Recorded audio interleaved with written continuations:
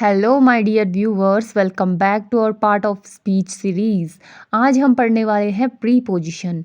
Preposition एक छोटा सा वर्ड होता है, लेकिन ये सेंटेंस का मीनिंग पूरी तरह चेंज कर देता है। इस वीडियो में हम हर टाइप को एग्जाम्पल के साथ एक्सप्लेन करेंगे। तो चलो समझते हैं व्हाट इज़ अ प्रीपोजिशन। तो प्रीपोजिशन वो वर्ड होता है जो नाउन या प्रोनाउन का रिलेशन बताता है सेंटेंस के किसी दूसरे वर्ड के साथ। मतलब जब हमें बताना हो कि कोई चीज़ कहाँ है, कब है, किस दिशा में है या किसके साथ है, तो हम प्रीपोजिशन का यूज़ करते हैं। सबसे पहले एक इजी सिंपल एग्जाम्पल को देखते हैं। The book is on the table. तो ये ऑन वर्ड जो यहाँ पे यूज़ हुआ है, ये बता रहा है कि जो बुक है वो टेबल के ऊपर रखी हुई है। तो इस ऑन वर्ड ने जो बुक और टेबल का रिलेशन बताया, इसी को बोला जाता है प्रीपोजिशन। और प्रीपोजिशन को हिंदी में बोला जाता है संबंध सूचक शब्द, यानी कि जो संबंध बताते हैं। कुछ मोस्ट कॉमन प्रीपोजिशंस हम यूज़ करते हैं: in, on, at, under, over, behind, between, among, to, from, with, by, for, of. ये वर्ड सेंटेंस में रिलेशन दिखाते हैं, इसलिए इनको जो है प्रीपोजिशन कहते हैं।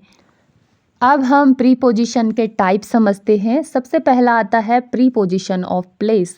तो प्लेस बोल के ही हमें पता लग रहा है कि ये बताएगा वेयर, ये प्लेस बताएगा। तो जब हम किसी चीज़ की जगह पोजीशन बताते हैं, तब हम प्रीपोजिशन ऑफ प्लेस यूज़ करते हैं। जैसे एग्जाम्पल इसका देखो, the pen is on the table. On यानी कि ऊपर, तो हमने बोला कि पेन टेबल के ऊपर रखी है, तो इसने बताया उस पेन की दिशा को कि वो पेन कहाँ रखी है। तो इसी ऑन वर्ड को बोला जाएगा preposition of place. Next example हम देखते हैं, the cat is under the chair. तो हमने बोला कि बिल्ली चेयर के नीचे है, तो इस अंडर वर्ड ने कैट और चेयर का जो रिलेशन बताया, इसी को बोला जाता है preposition of place. Next example देखते हैं, he is in the room. तो वो कमरे के अंदर है, तो इस इन वर्ड ने उसका रिलेशन बताया कमरे के साथ कि वो कमरे के अंदर है। तो यहाँ हर प्रीपोजिशन जगह का रिलेशन दिखा रही है, तो इसी को बोला जाता है preposition of place. I hope ये आपको समझ में आ गया होगा। तो चलो नेक्स्ट देखते हैं अब प्रीपोजिशन ऑफ टाइम। तो प्रीपोजिशन ऑफ टाइम बताता है when.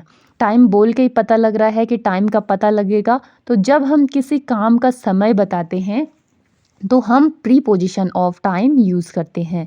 Let's learn through examples. I wake up at 6 AM। तो मैंने बोला कि मैं 6 बजे उठता हूँ, मैंने एग्जैक्ट बोला, तो इस एट वर्ड ने जो एग्जैक्ट टाइम बताया, तो इसी को बोला जाता है प्रीपोजिशन ऑफ टाइम, जिसने टाइम बताया। जैसे नेक्स्ट हमने बोला स्कूल स्टार्ट्स इन जुलाई। तो स्कूल जो है जुलाई में स्टार्ट होगा, और इस इन वर्ड ने जो है उस मंथ को बताया, तो इस इन वर्ड को ही यहाँ पे बोला जाएगा प्रीपोजिशन ऑफ टाइम।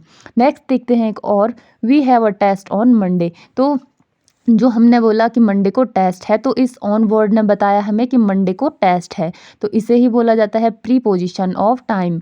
यहाँ पे आपको एक रूल याद रखना चाहिए, एट जब यूज़ होता है तो वो एग्जैक्ट टाइम हमें दिखाता है, ऑन जब यूज़ होता है तो वो डे या किसी डेट को दिखाता है, और जब इन हम यूज़ करते हैं तो इनको हम यूज़ करते हैं मंथ और ईयर के लिए।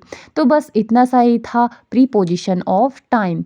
इसको आप डेली लाइफ में यूज़ किया करो, तब आपको और अच्छे से ये क्लियर हो जाएगा। थर्ड हमारा आता है प्रीपोजिशन ऑफ डायरेक्शन। तो ये मोमेंट बताता है कि कहाँ जा रहा है। तो जब सेंटेंस में मोमेंट होता है और हम डायरेक्शन बताते हैं, तो वो वर्ड प्रीपोजिशन ऑफ डायरेक्शन होता है। जैसे इसके एग्जांपल हम समझते हैं, she is going to school.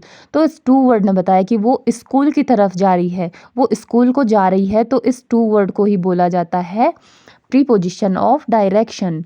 Next example समझते हैं, ही केम फ्रॉम दिल्ली। तो वो दिल्ली से आया, तो इस फ्रॉम वर्ड ने बताया ना कि वो दिल्ली से आया, तो इसी को बोला जाएगा प्रीपोजिशन ऑफ डायरेक्शन। जहाँ पे हमें डायरेक्शन का पता लग रहा है कि कोई चीज़ कहाँ जा रही है या कहाँ से आ रहा है, तो इसी को हम बोलते हैं प्रीपोजिशन ऑफ डायरेक्शन। नेक्स्ट आता है हमारा प्रीपोजिशन ऑफ मैनर। तो प्रीपोजिशन ऑफ मैनर हमें बताता है हाउ। जब हम बताते हैं कि काम किस तरीके से हुआ, तो हम प्रीपोजिशन ऑफ मैनर यूज़ करते हैं। एग्जाम्पल के थ्रू इसको समझो। हमने बोला ही स्पोक विथ कॉन्फिडेंस, कि उसने जो है आत्मविश्वास से बात की, कॉन्फिडेंटली उसने बात की, ठीक है। तो यहाँ पे जो विद वर्ड यूज़ हुआ है, तो इस विद वर्ड ने बताया कि उसने कॉन्फिडेंस के साथ बात की। तो इस विद वर्ड ने रिलेशन बताया कॉन्फिडेंस और बोलने का, कि उसने कॉन्फिडेंस के साथ बोला। तो इसी को बोला गया है preposition of manner. Next example समझते हैं। The letter was written by hand. तो इसमें बोला जा रहा है कि जो लेटर है वो हाथ द्वारा लिखा गया। तो बाय वर्ड जो यूज़ किया गया है, इसी को बोला जाएगा प्रीपोजिशन ऑफ मैनर। नेक्स्ट है प्रीपोजिशन ऑफ एजेंट। तो ये बताता है कि काम कौन कर रहा है। जब सेंटेंस पैसिव वॉइस में होता है और हम बताते हैं कि काम किसने किया, तो हम बाय वर्ड को यूज़ करते हैं और इसी को बोला जाता है प्रीपोजिशन ऑफ एजेंट। जैसे the work was done by Ram. तो जो काम था वो राम के द्वारा पूरा किया गया, ठीक है। तो किसके द्वारा पूरा किया गया? राम। लेकिन किस वर्ड से हमने इसको बताया? बाय। तो इस बाय वर्ड को बोला जाता है preposition of agent. Next example इसका है the song was sung by हर। तो यहाँ पे बाय हर, सॉन्ग उसके द्वारा गाया गया। तो इस बाय वर्ड ने बताया कि उसने गाया, तो इसी को बोला गया है preposition of agent. I hope आपको क्रिस्टल क्लियर हो गया होगा ये सारा। नेक्स्ट है प्रीपोजिशन ऑफ पजेशन। तो ये बताता है किसका।